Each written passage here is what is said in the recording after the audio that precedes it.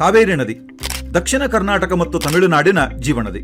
ದಕ್ಷಿಣದ ಗಂಗೆ ಅಂತ ಕರೆಸಿಕೊಳ್ಳುವ ಕಾವೇರಿ ಕೊಡಗಿನ ಬ್ರಹ್ಮಗಿರಿ ಬೆಟ್ಟದ ತಲಕಾವೇರಿ ಎಂಬಲ್ಲಿ ಹುಟ್ಟಿ ಪೂರ್ವಾಭಿಮುಖವಾಗಿ ಕೊಡಗು, ಮೈಸೂರು, ಮಂಡ್ಯ ಮತ್ತು ಚಾಮರಾಜನಗರ ಜಿಲ್ಲೆಗಳ ಮೂಲಕ ಹರಿದು ತಮಿಳುನಾಡಿನ ಧರ್ಮಪುರಿ ಜಿಲ್ಲೆಯನ್ನ ಪ್ರವೇಶಿಸುತ್ತಾಳೆ. ಅಲ್ಲಿ ಈರೋಡ್, ಕರೂರ್, ತಿರುಚನಾಪಳ್ಳಿ ಮತ್ತು ತಂಜಾವೂರು ಮೂಲಕ ಹರಿದು ಕಾವೇರಿ ಪಟ್ಟಣದ ಬಳಿ ಬಂಗಾಳ ಕೊಲ್ಲಿಯನ್ನು ಸೇರುವ ಮೂಲಕ ತನ್ನ 805 ಕಿಲೋಮೀಟರ್ ಪಯಣವನ್ನು ಅಂತ್ಯಗೊಳಿಸುತ್ತಾಳೆ. ಕಾವೇರಿಯ ಈ ಪಯಣದಲ್ಲಿ ಹಾರಂಗಿ, ಹೇಮಾವತಿ, ಸಿಂಶಾ, ಅರ್ಕಾವತಿ, ಲಕ್ಷ್ಮಣ ತೀರ್ಥ, ಕಬಿನಿ, ಸುವರ್ಣಾವತಿ, ಭವಾನಿ ಮತ್ತು ಅಮರಾವತಿ ಎಂಬ ಉಪನದಿಗಳು ಕೂಡ ಒಂದುಗೂಡುತ್ತವೆ. ಅಷ್ಟೇ ಅಲ್ಲದೆ ಮಂಡ್ಯದ ಮಳವಳ್ಳಿ ಮತ್ತು ಚಾಮರಾಜನಗರದ ಕೊಳ್ಳೇಗಾಲ ತಾಲೂಕುಗಳ ಗಡಿಯಲ್ಲಿ ಗಗನಚುಕ್ಕಿ ಮತ್ತು ಬರಚುಕ್ಕಿ ಎಂಬ ಜಲಪಾತಗಳು ಈ ನದಿಯಿಂದ ನಿರ್ಮಾಣವಾಗಿವೆ.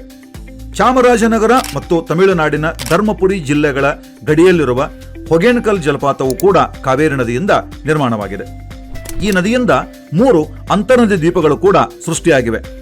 ಮಂಡ್ಯ ಜಿಲ್ಲೆಯ ಶ್ರೀರಂಗಪಟ್ಟಣ ಮತ್ತು ಶಿವನಸಮುದ್ರ ಹಾಗೂ ತಮಿಳುನಾಡಿನ ಶ್ರೀರಂಗಂ. ಈ 3 ದ್ವೀಪಗಳಲ್ಲಿಯೂ ಕೂಡ ಶ್ರೀರಂಗ ದೇವಾಲಯಗಳನ್ನ ನೋಡಬಹುದಾಗಿದೆ. ಗೋದಾವರಿ ಮತ್ತು ಕೃಷ್ಣಾ ನದಿಯನ್ನು ಬಿಟ್ಟರೆ ದಕ್ಷಿಣ ಭಾರತದ 3ನೇ ಅತಿ ದೊಡ್ಡ ನದಿ ಕಾವೇರಿ.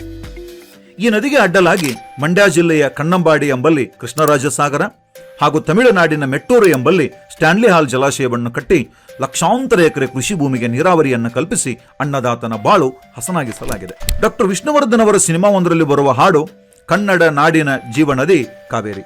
ಅದರಲ್ಲಿ ಬರುವ ಒಂದು ಸಾಲು, ಹುಟ್ಟುವ ಕಡೆಯೊಂದು ಫಲ ಕೊಡೋ ಕಡೆಯೊಂದು.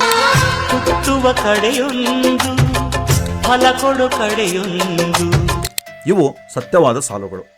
ಕನ್ನಡ ನಾಡಲ್ಲಿ ಹುಟ್ಟುವ ಈ ನದಿ ಹೆಚ್ಚು ಫಲ ಕೊಡುವುದು ತಮಿಳುನಾಡಿಗೆ.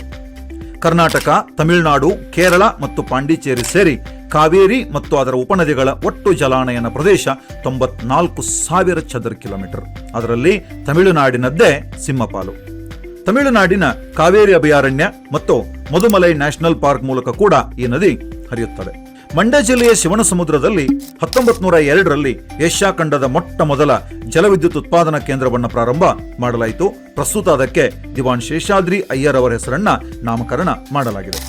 ಕಾವೇರಿ ನದಿಯು ಬಂಗಾಳ ಕೊಲ್ಲಿಯನ್ನು ಸೇರುವ ಮೊದಲು ಪೂರ್ವ ಕರಾವಳಿಯಲ್ಲಿ 8,000 ಚದರ ಕಿಲೋಮೀಟರ್ ವಿಸ್ತಾರವಾದ ಚೌಕಾಕಾರದ ನದಿಮುಖಜ ಭೂಮಿಯನ್ನು ನಿರ್ಮಿಸಿದೆ. ಇದನ್ನು ದಕ್ಷಿಣ ಭಾರತದ ಉದ್ಯಾನವನ ಅಂತ ಕೂಡ ಕರೆಯಲಾಗುತ್ತದೆ. ಮತ್ತೊಂದು ಹೊಸ ವಿಷಯದೊಂದಿಗೆ ಮತ್ತೆ ಸಿಗೋಣ. ನಮಸ್ಕಾರ.